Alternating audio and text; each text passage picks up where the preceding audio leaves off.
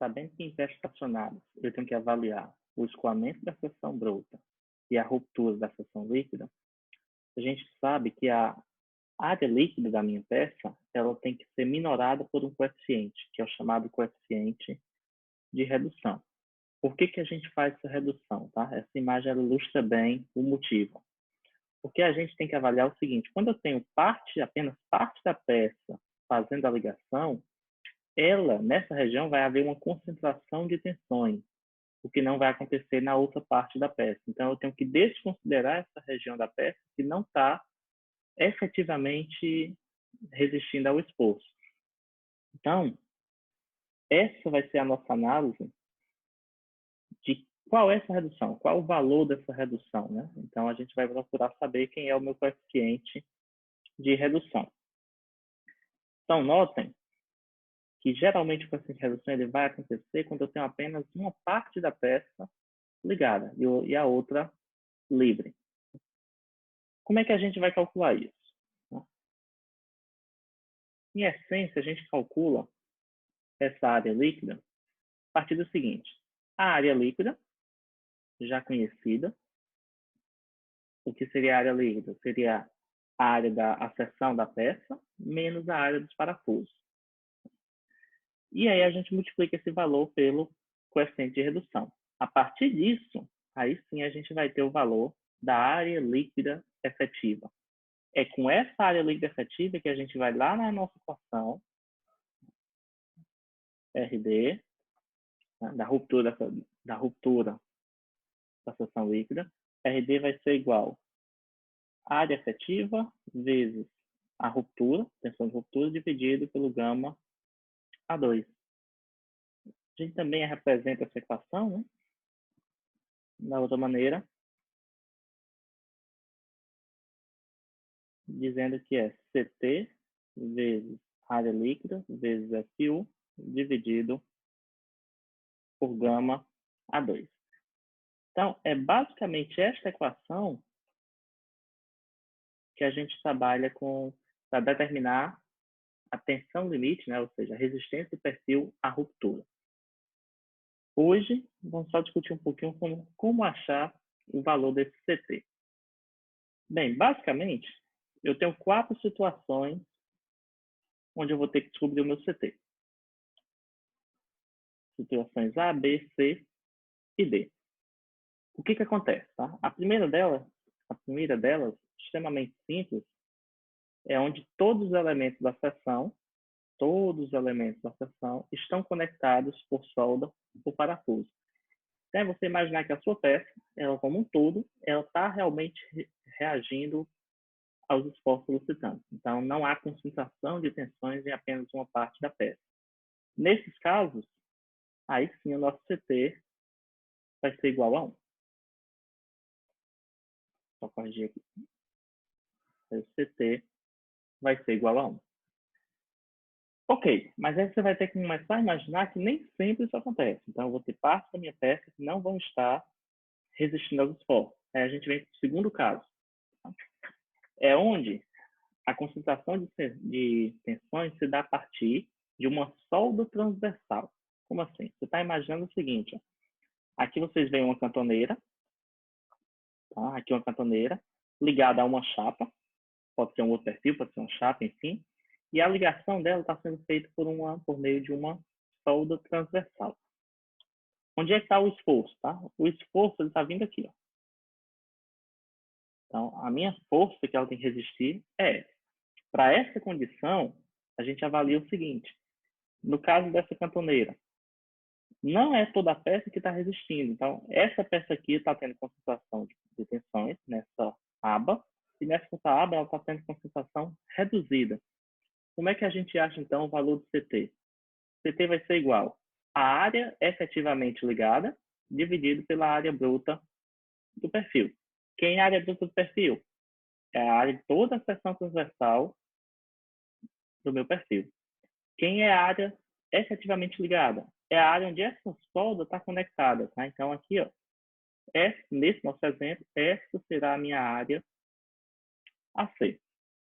Ok, então, é 1 quando for todas as peças ligadas, Quando eu tiver apenas solda transversal, eu vou ter esse segundo valor. E aí a gente entra no terceiro caso, caso C. O que acontece no caso C? Nesse caso aqui, ó, eu tenho perfis abertos. Então, essa situação ela só é válida para perfis abertos. Tá? Não vale perfil caixão, por exemplo. Onde a solicitação ela é transmitida em partes dos elementos, não em todos, porque se fossem todos, o valor seria 1.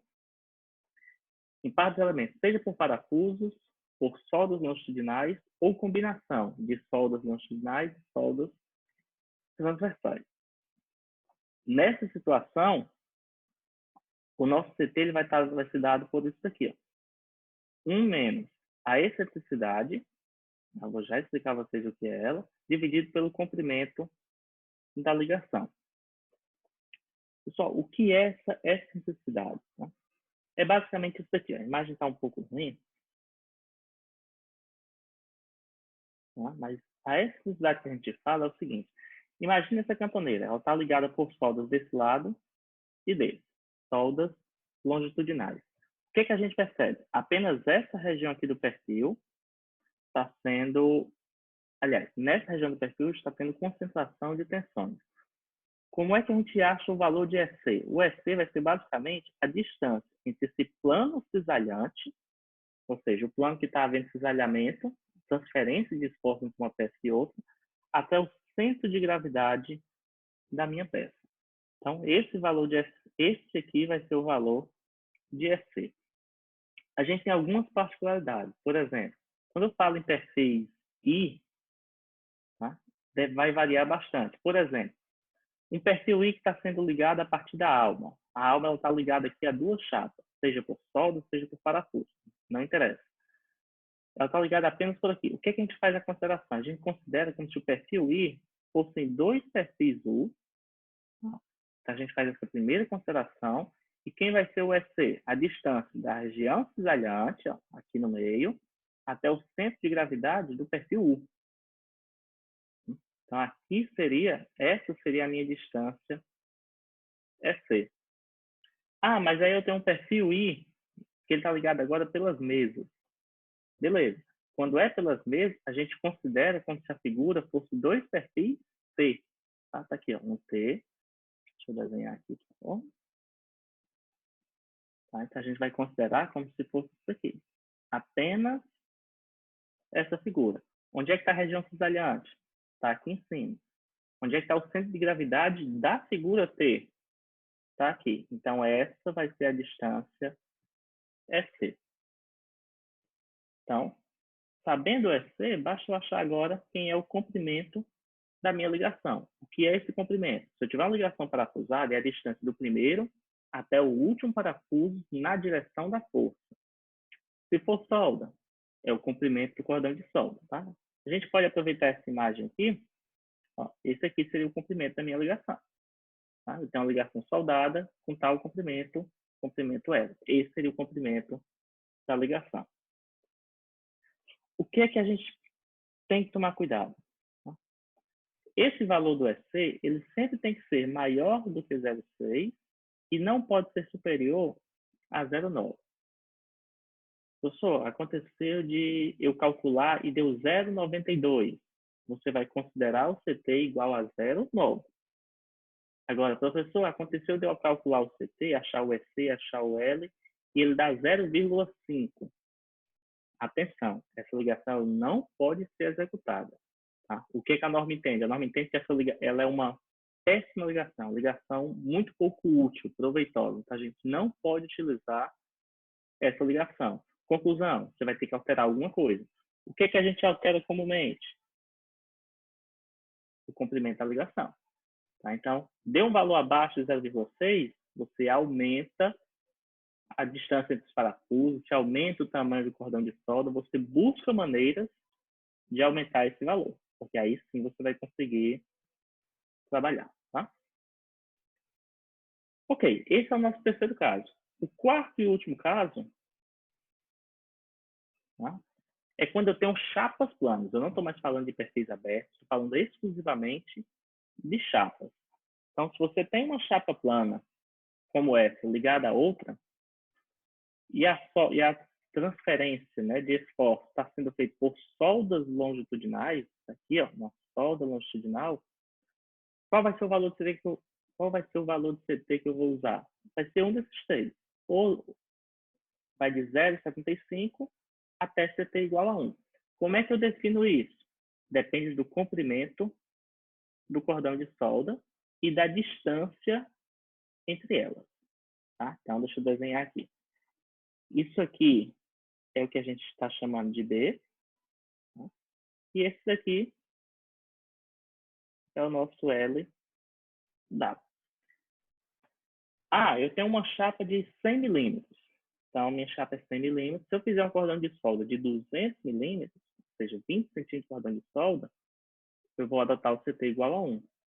Agora, se esse valor tiver entre 2B e 1,5B, 0,37. E aí você vai trabalhando a sua estrutura. Bem, os 4 casos são esses, não são tão complexos, tá? Então, em resumo, eu posso ter CT igual a 1, eu posso precisar calcular o CT por estar utilizando soldas transversais ao esforço, eu posso ter o CT para barras, ligados por solda longitudinal, e se não entrou em nenhum desses aspectos aqui, muito provavelmente a gente vai trabalhar com o item C, tá? É algo bem comum de se trabalhar esse item C. E aí a gente tem que tomar cuidado, porque a gente tem que achar o valor de EC e de L. Acredito que tenha ficado claro. A gente vai utilizar isso daí para encontrar o CT, para posteriormente encontrar a resistência do meu material, aqui esforço, aí esforço de ruptura da fração líquida. Obrigado.